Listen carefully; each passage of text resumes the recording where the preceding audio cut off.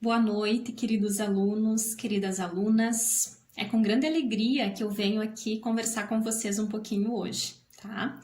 Eu sou a Prof. Tamires Boff, Prof. de História, e estarei trabalhando com vocês nesse segundo momento, nesse segundo período, tá?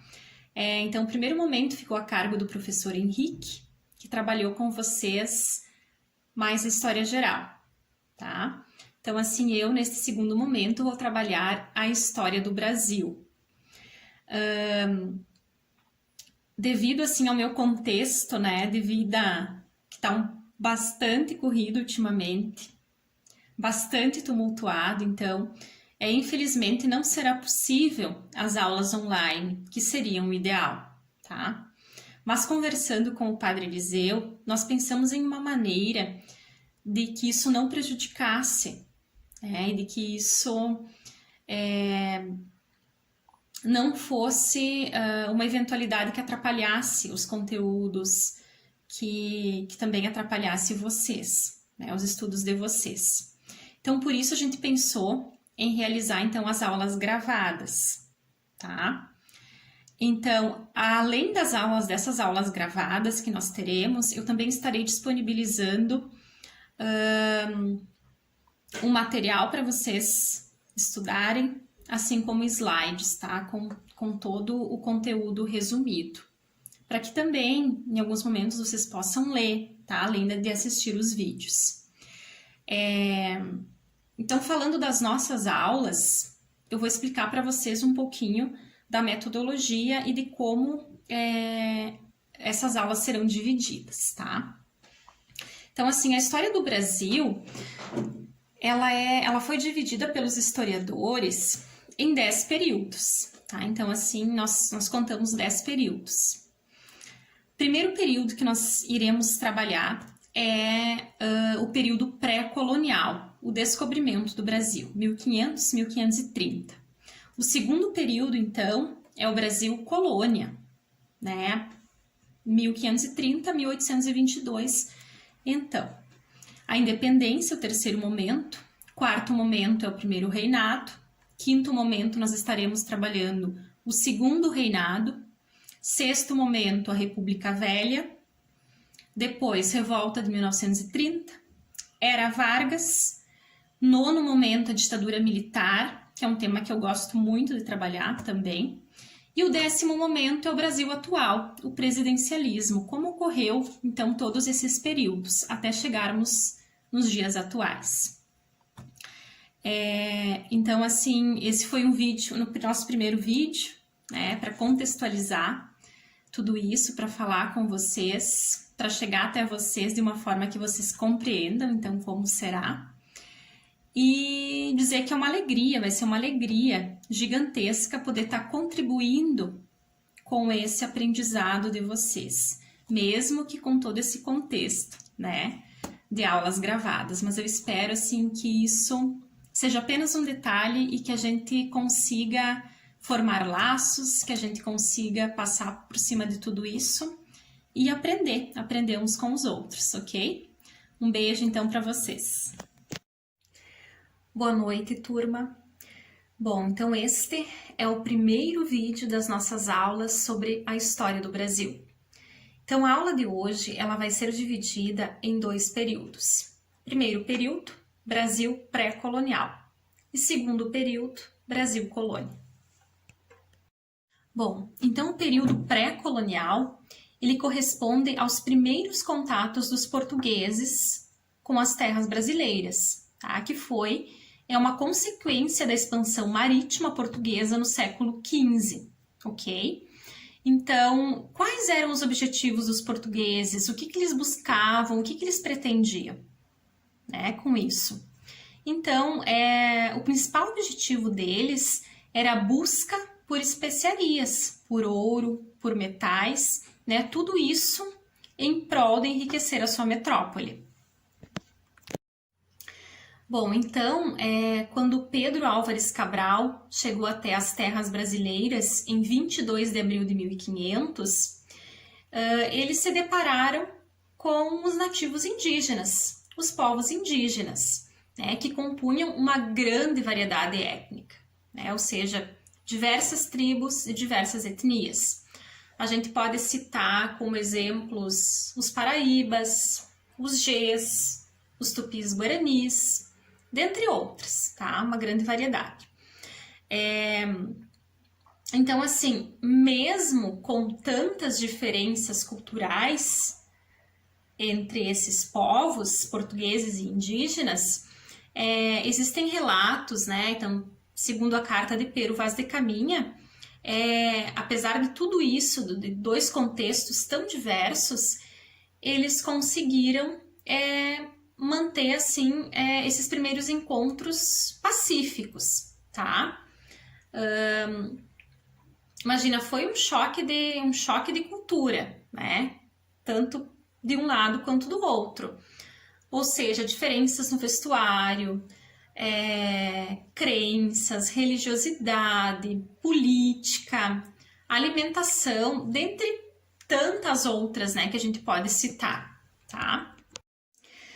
Bom, mas por que a gente chama então de período pré-colonial e não de período colonial de uma vez por todas? A resposta é porque existem contextos bem diferentes entre uma época e outra época, tá? Ou seja, entre 1500 a 1530, não houve por parte dos portugueses a preocupação em montar uma estrutura colonial aqui no Brasil. Isso só aconteceu a partir de 1530, quando nós entramos no período colonial. E o que seria essa montagem estrutural aqui? Montagem dessa estrutura colonial? Seria, então, a ocupação do território, tá?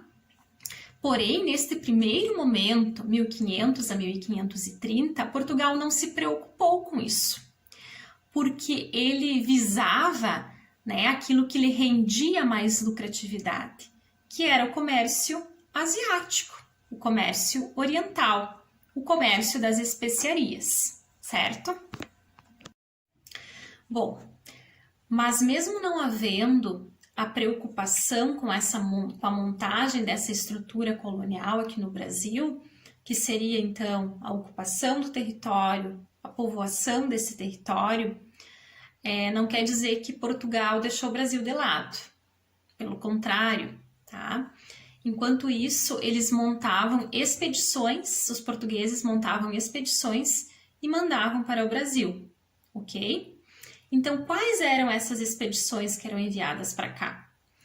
Expedição de reconhecimento, a primeira delas, né, que buscavam analisar as potencialidades da terra, procura por ouro, procura por metais preciosos, por especiarias, etc, tá?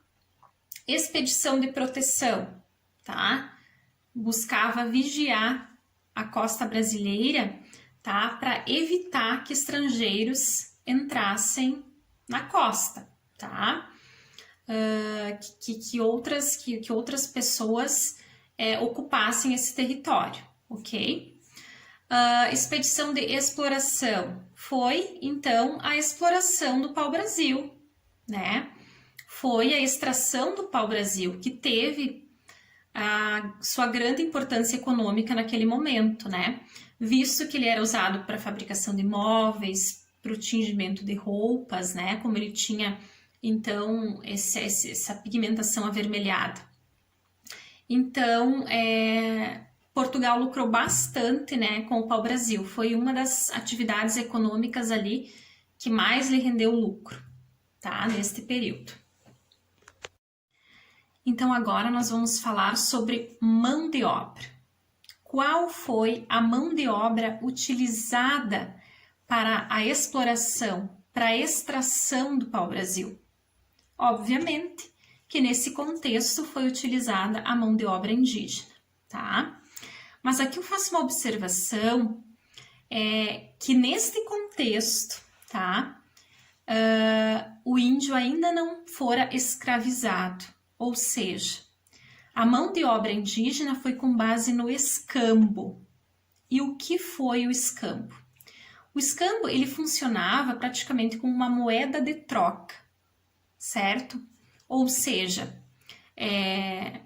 o indígena entrava, né, com o seu trabalho, com sua mão de obra, e em troca ele recebia algumas mercadorias, alguns utensílios, alguns instrumentos, tá? Que facilitavam, né, a sua vida cotidiana e que era diferente daquilo que eles conheciam, certo? A gente pode citar, então, como a moeda de troca ali, espelhos, facas, canivetes, anzóis, certo?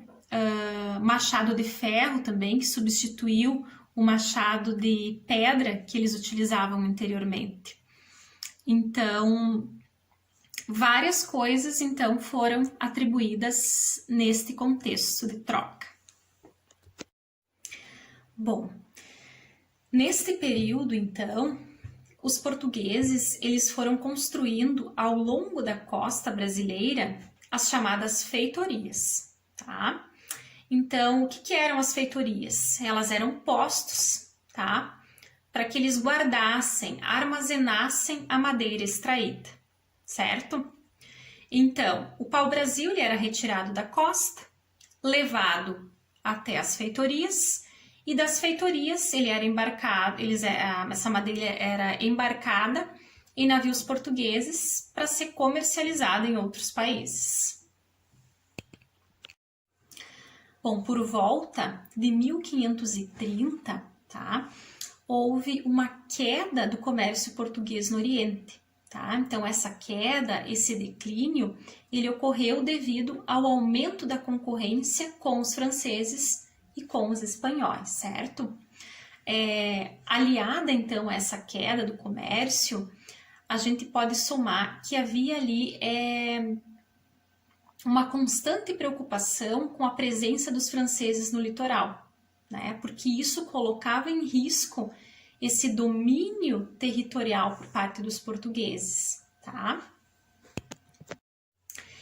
Bom, então no ano de 1530, tá, o rei de Portugal, ele organiza a primeira expedição de povoamento, certo?